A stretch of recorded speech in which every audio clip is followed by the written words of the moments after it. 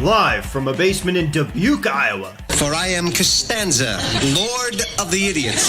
30 minutes from the Field of Dreams and 4 hours from the closest professional sports team on the banks of the Mississippi River. It's the Freedman Fantasy Football Show with Matthew Freedman. It's Matt Freedman, the Oracle. Who's the Oracle? He's a fantasy football genius, okay? No wife, no job, just pure football knowledge. He just licked a hot dog. And now, your host, Matthew Freedman. Hello, everyone. I'm Matt Freedman, Matt F. the Oracle. Welcome to my fantasy football show, brought to you by Best TV and sponsored by FTN Network, where you can get all the season-long and daily fantasy and sports betting content that you need, including my fantasy football write-ups and my NFL sides, totals, and player props for the 2021 season. Use the highly original promo code Freedman for 20% off of your FTN subscription. That is Freedman for 20% off at FTN. Thanks for checking out our new show. Subscribe to the Best TV channel on YouTube, and please rate, review, and subscribe to the show on your favorite podcast app. In fact, multiple favorite podcast apps, if you love it that much. All right. It is Thursday night. We're recording this during Thursday Night Football because I hate fun and I like to punish producer Thomas Viola, my sidekick on the controls, the connoisseur of pasta. Tom, it is the last fantasy show of the week, which means that it is time for a mailbag. Let's get started. That is right. Our first question up in the mailbag today is going to come from Chest Rockwell, a.k.a. at Lion Twin 1. And he says, do you think Javonte is emerging in the Denver backfield, or do you think it'll be a 1-2 punch for the entire year, Matt? All right, so Williams already leads the Broncos with 27 carries. He and Gordon have the exact same number of opportunities, carries plus targets. They're tied at 29. Gordon has outproduced him, but that's on the strength of a 70-yard run. It still counts, but it's not predictive of future production. So big picture, in his first 2 NFL games, Williams has forced a split backfield already. He's younger. He's more athletic. He has a 3-down skill set. He has second round. He has second round draft capital invested in him. I mean, that's pretty impressive. I don't know if he's going to overtake Gordon, but I do know that if you look at the potential range of outcomes, it is skewed heavily in his favor.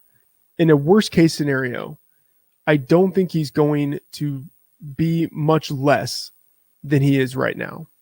In a best case scenario, he just dominates in the second half of the season. So because of the skewed positive range of outcomes that he has, he's definitely someone that you should be targeting, very appealing. And I think it's worth trading for him with that potential in mind, with the idea that he really could be someone who takes over the Denver backfield. All right, the next question up on the board. This one comes from MMA Capper, drifting over into the world of football. At Capper MMA on Twitter says, who is, in your opinion, the best cornerback in the NFL? All right, well, it would be too easy and too non-Freedman to answer this question in a really straightforward way. So I'm going to give my top 5 cornerbacks. I did wide receiver cornerback matchups each of the past 2 years. I'm not doing them this year because I just don't want to, frankly. It takes a lot of time to comb through wide receiver cornerback matchup data each week. And Jeff Radcliffe at FTN, he already does it, and he does a great job of it, a better job than I could do. So I defer to him, and then I just leverage his research. So using what I learned in analyzing wide receiver cornerback matchups the past 2 years, and then using Jeff's analysis, Jeff's data, Jeff's wide receiver cornerback tool at FTN, here are my top 5. I mean, number 1 is easy. It's Jalen Ramsey. He's big, he's fast, he's good. He can handle all types of wide receivers. He can play outside on the perimeter, where a lot of the big, kind of quote unquote prototypical alpha type of receivers, where they tend to line up. But he can also play in the slot. And that's going back to his days in college, where he played frequently in the slot. We've seen him do it in the NFL. Given his versatility, his size, athleticism, everything, he has to be number 1. He's the total package. Number 2 might be a surprise to some people. I'm going with Marlon Humphrey, the top cornerback for the Ravens. 2 years ago, when Tavon Young and Jimmy Smith were injured, Marlon Humphrey really assumed the role of the top cornerback in that group. He was shadowing players all over the field, perimeter, moving into the slot, and then the team traded for Marcus Peters, and then Jimmy Smith returned, and Marlon Humphrey moved into the slot where he played full time. And then Jimmy Smith gets hurt, Marcus Peters gets hurt, Marlon Humphrey moves back out to the outside. So he can really do it all. He can line up across the formation. He can shadow. He can play, I think, in a number of alignments and schemes. He's very good. He doesn't get targeted that often because his guy is normally covered. When his guy does get targeted, he doesn't give up big plays. So Marlon Humphrey, to me, is number 2. Number 3 is Jair Alexander. He emerged last year as an elite talent. Previously, he had been good and then really bad. He would have stretches of being good, and then Adam Thielen would destroy him. Last year, he was able to be good for basically the entire year. He didn't shadow a lot of wide receivers. They basically used him just on one side of the field, especially in the second half of the season. And we haven't seen him shadow this year either. He's just hanging out on one side, shutting down that side of the field. There's utility to that, and he does it really well. I mean, he allows very few yards in his coverage, but he's not taking it upon himself, or his coaches aren't letting him be the guy week in, week out who shadows the opposing number 1 receiver. So some people might have him number 2. For me, he's number 3 because he's not the strong shadow presence that other guys are.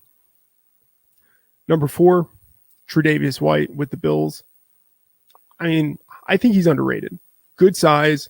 He's versatile. He shadows, if not every game, every other game. He shadows a range of wide receivers. He's got good athleticism. He just doesn't move into the slot. And then number 5, James Bradbury with the Giants. Great size, really physical press man corner. He's not as good against the smaller, faster wide receivers, but he's great. He's great against the big guys. And those are often the wide receivers that give smaller cornerbacks the problem, because they can just sort of bully them with their ball skills and with their physicality. And they can't do that with Bradbury because he's close to wide receiver size. I wouldn't say that he's like Richard Sherman-esque, but he has that type of physical playing style where it's hard for a big receiver to take advantage of him. So Bradbury for me is number 5. And then going the extra mile here with this answer, I would say an honorary mention, you have to mention Stephon Gilmore. For a long time, he was the gold standard, won Defensive Player of the Year. Last year, he regressed, and then he hasn't played this year. So we kind of don't know. I don't think I can include him in the top 5 at this point, but if he returns this year and looks great, then he's back in the top 5. See, you got more bang for your buck there, Capper, because you asked for 1 and Matt gave you 6. Matt, before we get on to the next question here, I have to interject with some breaking news from the Thursday night game. Christian McCaffrey ruled out with a hamstring injury here in the second quarter. Yikes. Wow, that sucks. That really sucks. Yeah. That's not great. All right, moving on. Chuck at 101 Chuck wants to know, is Tyson Williams a league winner? I doubt it. The Ravens seem intent on splitting the backfield and not overusing any given back. Williams, he's been impressive. He's been efficient. He's been explosive. He has 6 targets, which for a Ravens running back is pretty good through 2 games. But he's played just around 50% of the snaps. I mean, it's hard for a guy to make a league winning type of impact on just half of the snaps. Now, he wasn't expensive to acquire which means if he does well, he can make a difference to your team. So I think he's a difference making type of player, but he's not a league winning type of player. He's not going to be impactful enough on his own to win you the league. Now, he has 187 yards and a touchdown. That's very good. Like on the surface, that is really good. But he has just 11 carries and 3 targets per game. That's basically like Javonte Williams level usage. And like at this point, we're not talking about Williams, despite what I said in the first question. Like, we're not talking about Williams as a potential league winner unless he's able to get more usage. And I just don't see the path for Williams getting more usage. And his efficiency is going to decline. So if his usage doesn't pick up, then he will just be a nice running back / flex player that you got on the cheap, but not a league winner. All right, the next question up comes from 8-Bit Tea Time at 8-Bit Tea Time NFT. He wants to know, mac and cheese as a hot dog topping, yes or no? So I'm going to say philosophically, yes, because anything can be a hot dog topping. That's part of what makes hot dogs great. It can be almost anything that you put on a hot dog. It's still going to taste good because in the grand scheme of things, you're eating a hot dog. But I have to say there is an exception here for me. Years ago, I ate a hot dog with mac and cheese on it, and then I got sick. And in all fairness, I was eating a lot of other hot dogs that day too. It was just a hot dog festival. But that was the one that pushed me over the indulgence edge with the mac and cheese. And as I was, vomiting it back up, that was the one that really stood out. So yes, in theory, you can put mac and cheese on a hot dog. But for me personally, I would say anything except mac and cheese is a topping for a hot dog. I will say there is definitely a very devout group of people who will maintain that there are only 3 acceptable hot dog toppings: mustard, relish, and stagnant cart water. I am completely with you. I'm team ketchup on a hot dog. There are people that consider that sacrilege. I'm with you. Anything goes on the hot dog. If you want it on the hot dog, put it on the hot dog. Why would you want to limit yourself in the whole wide world of all of the culinary choices out there? Why would you want to constrict yourself to just mustard and relish, or maybe some onions, whatever it is, like the ballpark toppings? As great as those are, why limit yourself to just those? I am in complete agreement with you. This is not like the pineapple on pizza debate. This is something where a hot dog is like a hot dog's almost like pasta, where, it's all about the hot dog obviously is included in it, but the toppings really it's a conveyor of toppings. All right, Tom, I appreciate the contributions you have made to this show so far. I need to know pineapple on the, you know what? I don't want to know. I don't want to know. I don't want to know because it might cross a line that I don't want us to cross. We will save that for another episode of the mailbag. Let's get to the next question.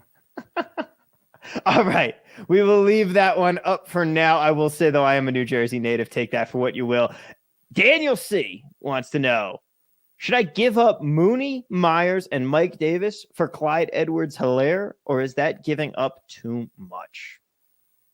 All right. I like this question because of what I think can be gleaned from it. So, to me, yeah, it's a question about, just these 4 players, but it's also a larger question about how it is that you examine trades. So at first glance, it feels like it's too much because I think, oh, Mooney, Myers, like Mike Davis, those guys are all kind of startable. You're giving away 3 players for Edwards-Helaire, who is really underperforming at this point. Mooney and Myers, they are like viable fringe starters. And maybe if you trade them, you hurt your wide receiver depth. Okay. But here's the thing. You hopefully almost never are going to start Mooney and Jakobi Meyers. If you are needing to start those guys, you have already lost your league. Like, you need better wide receivers than that. So I am assuming that they are expendable. that you don't need them and you won't be starting them. And with that in mind, that means you can basically trade away 2 guys you don't need, 2 guys you hope never to start, 2 guys who are basically useless to the destiny of your roster. And in doing that, you can upgrade from Mike Davis to Clyde Edwards-Helaire. So yeah, I think you do that trade. If you can trade away guys who do not make a real difference to your team in order to upgrade a spot in your starting lineup, you do it. So it feels like a lot to give away, but you're not really giving away all that much. All right, the next question up, coming from Eric Place in the Discord. Normally, we stay away from the stardom sit-ems, but he wants to know Barkley or Gaskin this Sunday in a full-point PPR league, and that just tells us one thing. That tells us something bigger. Yeah, so as Tom mentioned, for the mailbag show, I want to try to avoid your general start-sit, but this question is so emblematic of where we are at this moment with Saquon. But we always knew entering the season that there was going to be a ramp-up period, that it wouldn't be week 1 is here, Saquon gets 20 touches, everything is great, he's fully back. We knew he was going to be eased in, especially because of the week 2 Thursday night game. And everything has basically played out according to that plan. But here's the thing. He did play 84% of the snaps in week 2 on Thursday Night Football. He did that after having just played 4 days before. And now he has 3 days of rest. He's the clear lead back in his offense. He's going up against the Falcons. Like, I'm going to pull a Costanza. This is the signal, Jerry. This is the signal, right? Like, the fact that we are asking this question, Barkley versus Gaskin, and that's not to mean that it's a bad question. Based on what we've seen, it's a fair question. But the fact that we are at this point of comparing these 2 players, like, that is the sign that we are at the capitulation point. Now is the time to buy Barkley low. Now is the time to get him in your starting lineups and treat him like the RB1 that he is. It is all up from this point. I'll be right back. I'm going to go make some trade offers in a couple of my leagues. All right. Tim GS, that's what we're going with. T_IMGS on Twitter wants to know, should I quit fantasy football or live to fight another day? And this brings us into a very deeper conversation about life. Yeah, so I think this question is something of a joke, but I'm going to take it in an area of a little more seriousness. For me, fantasy sports, it's a job. For professional DFS players, it's a means of living, right? But for most people, it's just a fantastic way to waste time. It's entertainment. It's something that you do with your family and friends to help you enjoy football even more. If it stops being fun, if it starts to take away from the bigger things in your life, more important things, the things that you are responsible to, then yeah, think about stopping. I know guys who loved fantasy sports, were, obsessed with it, lived it, breathed it, waking up, listening to fantasy football podcasts, going to sleep, thinking about trades, right? Mining the waiver wire, totally obsessed with it. Eventually they had to give it up so that they could be quote unquote adults, so they could have families and responsibilities and jobs and all of that other stuff that people aspire to. You have to prioritize, right? If you can do fantasy sports and do all of the other things that you want, then that's awesome. Then you're just living the dream, right? But if you can't, then you have to make a choice. I chose fantasy football, and I'm kind of joking when I say that, but I'm kind of serious. There were other things I could do with life. I chose to focus on fantasy football, and that just became the job. You choose what your priorities are. If fantasy football is your priority, then keep on doing it. If it isn't, then quit. Pretty simple, and no judgment on which way you go. You just have to decide what it is you want to do. And you're right. I mean, you're one of the ones that said I'm going to do what I love and never work a day in my life, right? No, I mean, it's work. It's But, work. it's work you enjoy. It's work. It's work. I mean, Tom, I feel I'm talking to you right now instead of watching Thursday Night Football. It is work. That is true. Let's get through a couple more questions so we can get back to the enjoyment part of it. Cameron Reef at Cameron Reef on Twitter wants to know, I know it's not an AMA. Well, guess what? For you, it is mailbag day. I have Kelce and Higbee and was offered Aaron Jones for Travis Kelce straight up. I have Zeke, Sanders, and Mike Davis as my running backs. What should I do? All right, I like this question because it takes me back to the draft strategy thread that I tweeted out in August. I said I would have 5 running backs at the top of my board, and then I would have Travis Kelce number 6. And those 5 running backs, some of them pretty obvious. Christian McCaffrey, Dalvin Cook, Alvin Kamara, Derrick Henry, and then number 5 was Aaron Jones. And Aaron Jones was the guy that I took some heat for, 1, because I had him that high, and then 2, because I had him ahead of Zeke. Now, what we've seen through 2 weeks, and I've kind of taken my victory lap on Twitter, but it's not really so much a victory lap as it's just like right now saying like what we've seen through 2 weeks hasn't changed my perspective that I had entering the year.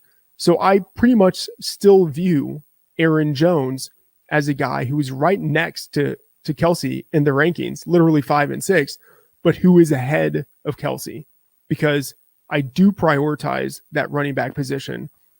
And as we've seen, it is so hard to find consistent running back production. And I think with the ceiling and the floor combination that Aaron Jones has in that Packers offense, I think he's worthy of being a top 5 player. So, especially since you have Higbee and you're not taking a massive drop, I would trade Kelce for Aaron Jones. I would do it.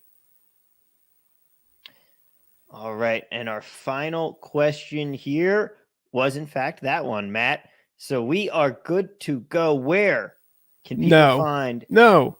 What are you doing? Oh, what are you doing? I skipped over Mason. I am sorry here. I had it scrolled down because I had scrolled down. All right. Anyway, lifting back the curtain there. We do have one more question.